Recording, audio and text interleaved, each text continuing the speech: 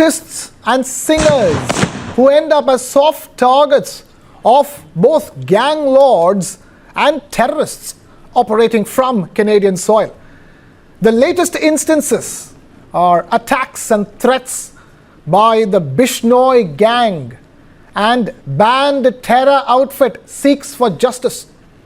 The notorious Lawrence Bishnoi gang continues to wreak havoc in Canada. The gang claimed responsibility for killing an Indian-origin Abbotsford-based industrialist on Monday and firing at the house of a Punjabi singer. A day after the murder of Punjabi industrialist Darshan Singh Sasi, gunshots were fired at the house of Punjabi singer Channi Nathan in Canada. The Lawrence Bishnoi gang has claimed responsibility for both the killing of Sasi and the shooting incident. In a Facebook post, Bishnoi gang member Goldie Dhillon said that the group was behind the killing of the Indian origin industrialist, and in that post, Dhillon alleged that the industrialist was killed due to his involvement in drug trafficking and his refusal to pay extortion money demanded by the gang.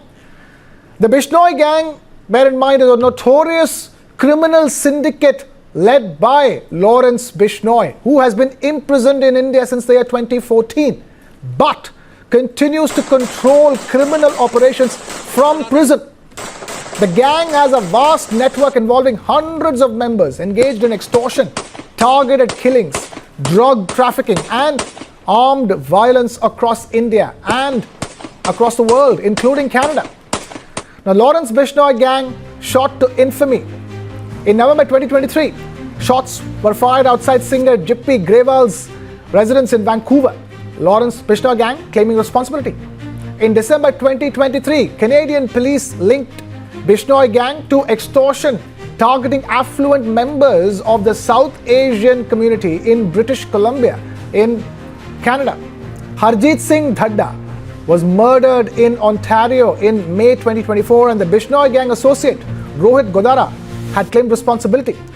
Many instances of the Bishnoi gang shooting to infamy. First shooting at comedian Kapil Sharma's Caps Cafe in Surrey in June this year, and then again in August, and then in September 29, 2025, Canada officially designated the Lawrence Bishnoi gang as a terror entity. And this month, again, multiple shootings at locations linked to businessman Navi Tesi in Surrey. And on the 16th of October, there was a third shooting at Kapil Sharma's Caps Cafe. Goldie Dhillon and Kulveer Sidhu claimed responsibility. On the 22nd of October, Punjabi singer Teji Kalon shot in the stomach. Rohit Godara gang associates claiming responsibility. And on the 28th of October, Darshan Singh Sasi was murdered. These latest shooting incidents has reignited fears about the growing reach of organized crime networks operating from within Canada and their increasing influence over Punjabi entertainers and businessmen alike. We have Surinder Singh Lali, Foreign Affairs expert, US Canada, joining us on the broadcast. Now we have IPS Gurinder Singh Dhillon, former ADGP, Law and Order of Punjab, joining us. Thank you, both of you, for taking time out to be with us. Surinder Singh Lali, India has time and again reminded the Canadian authorities, the Canadian government, about the dangers of opening up Canada in the name of liberalism to terror outfits. And now, apart from terror outfits, there are crime outfits which have joined the, which have compounded the problem.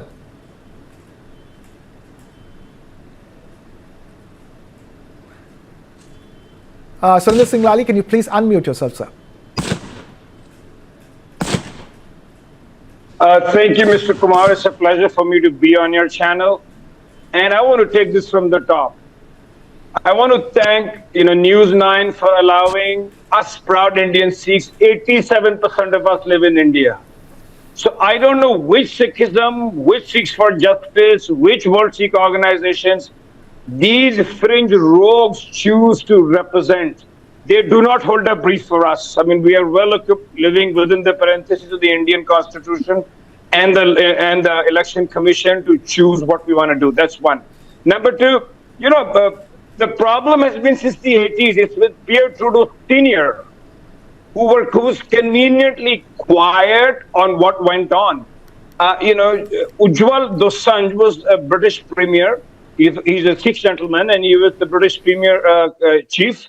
And he was on record saying that Pierre Trudeau Sr. had enough evidence that Mr. Parmar was going out in the hinterland and checking explosives. He didn't do anything about it.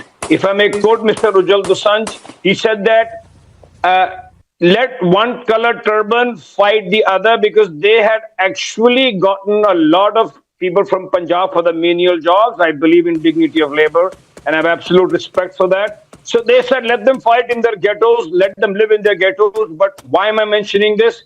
We lost Air India Kanishka airliner. 331 people died, and still there is no closure. That is one. Number two, these individuals conduct all sorts of nefarious activities under the banner of Sikh organizations. And extortion being prime, immigration, drugs, money laundering, and especially with such a porous American and Canadian border, which I hope Donald Trump is going to plug now. So they are involved in all sorts of nefarious activities. They get this money, and then they fund the American polity, the Peel police, the RCMP, and they get away with impunity. And it's very unfortunate that because of these few fringe rogues, a relationship between two fellow English-speaking democracies have suffered. Okay. Our diaspora is suffering. Okay, fair enough. Stay with us.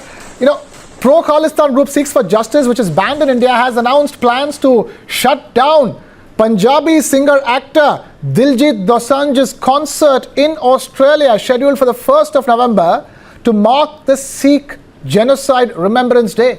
The announcement coming days after Dosanjh was seen touching the feet of Bollywood actor Amitabh Bachchan, whom SFJ has accused of inciting mobs during the anti-Sikh violence of the year 1984. In a statement, Sikhs for Justice's General Counsel Gurpatwant Singh Pannu said that Dosanjh had, quote-unquote, insulted every victim, widow and orphan of the 1984 Sikh genocide by paying respect to Bachchan. Let me take this across to IPS Gurinder Singh Dhillon. IPS Gurinder Singh Dhillon, you have somebody of the stature of Diljit Dosanjh, the kind of popularity he enjoys, and he is now the target of the Bishnoi, of Sikhs for Justice. Krishanji, good evening, and good evening to my fellow panelists. So I would just like to know, there are two questions. The one is the gangster crime, the organized crime, and second is this Pannu. Yeah. Now, as far as Mr. Pannu is concerned, I think whatever he is doing, he is living in US, doing anti-national activities. He is fool of the highest order. We still give him weightage. Now he is talking about Diljit Dosanjh concert in Australia. Of course, India has got nothing to do with it. That guy sitting in USA is threatening internal security agencies in this thing, but I still feel it is bad. He's targeting a Indian talent in Diljit Dosanjh, the famous singer, which has brought good name to this country and fame to this country. Now, the second point is the killing of the people in Canada, including a businessman, and targeting various other individuals, including one restaurant of a comedian, Mr. Kapil. First of all, I would like to add that this is the crime happening in Canada. So Canadian government and Canadian internal security agencies will have to improve their whatever way to so that their peace and order is stable. Now, second point which comes into this is they have to look into their weaknesses. They may say that we have declared Lawrence Bishnoi a terrorist. That is okay. But second point is that which is connected to India. That is that Lawrence Bishnoi, though wanted in multiple criminal cases in India, including the murder of Sudhi Moosewala, he is under protection of 268 CRPC in Gujarat jail. I would now merge the 2 points and give you 2-3 points. Number one, as USA has done recently and as Canada has done recently, They have added organized criminal and declared them to be terrorists. We have to amend our UAPA, that is Unlawful Prevention Act of India of 1967, and change the definition of the terrorist there and include the nexus of gangsters, smugglers, and terrorists so that we also declare them terrorists. Number two, Lawrence Bishnoi is sitting in Indian jail, and if he is involved in a crime in Canada, we have had not very good diplomatic relations. We need India-Canada relations to improve. Absolutely. And India shall extend full cooperation so that Lawrence Bishnoi and his other gangsters are brought to justice either in India or in Canada. Number three, if Indian internal agencies or external agencies feel that based on internal security issues, we can't hand over Lawrence Bishnoi, the terrorist of Canada, and we also can declare him terrorist, we can't hand over him to Canada, then I would request, let him face the gallows in Sidhu Moosewala's case. Dead men tell no tales. We need better relations, trade relations with every nation. Yeah. We have already suffered with Five Eyes, with USA, with Canada. Let us improve our relations. We shall not defend these organized criminals. Is the rise and rise of terror and crime in Canada. From gang wars to terror threats from its soil, Canada is struggling to control the double demon of crime and terrorism.